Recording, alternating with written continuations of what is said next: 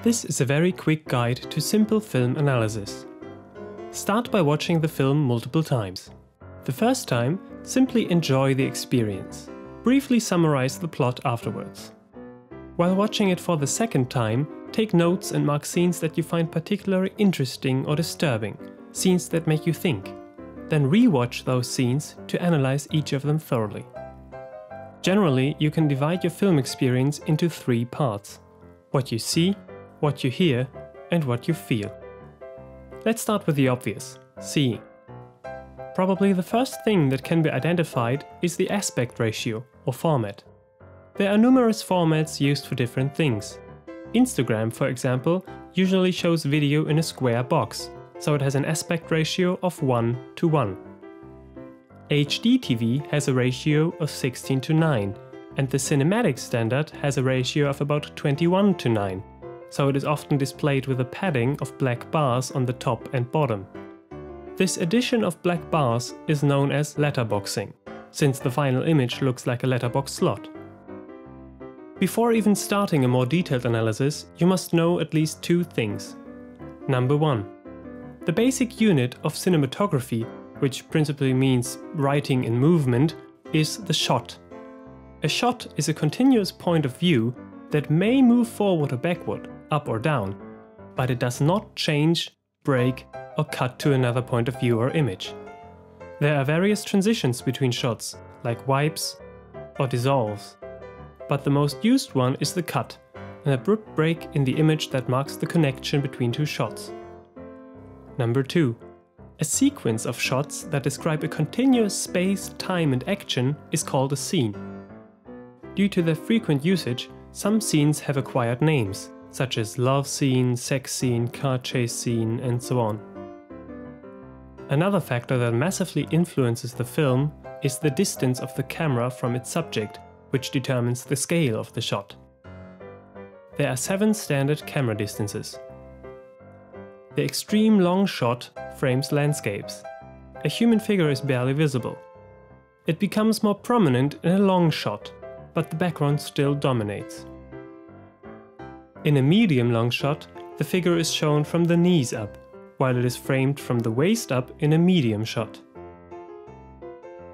The medium close-up takes it another level closer and frames the character from the chest up. Next comes the close-up, a shot showing just the head, hands, feet, or a small object.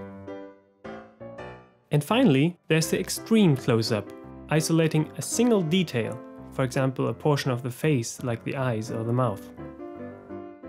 Apart from camera distances, camera movements are another major part of cinematography.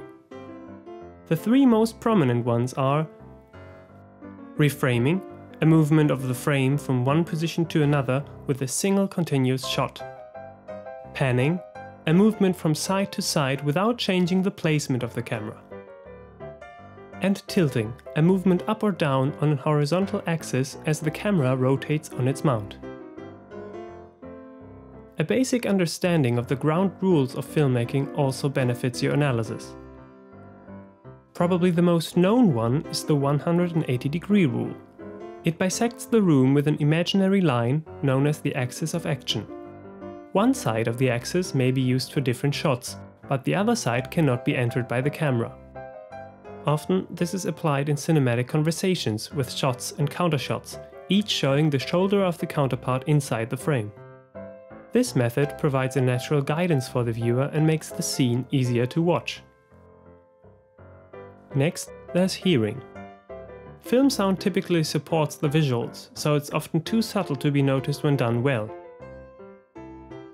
Usually, you can differentiate between diegetic sound, which is sound that has its source in the narrative world of the film, like piano music in a western where the hero has just entered a saloon, and non-diegetic sound, which does not belong to the character's world and is simply added for effects.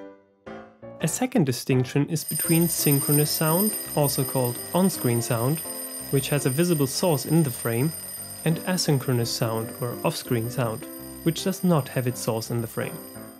Documentaries, for example, often use asynchronous non-diegetic narration that is also accompanying the images.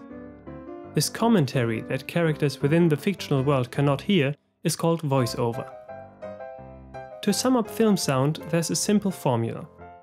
Voices plus music plus sound effects equals soundtrack.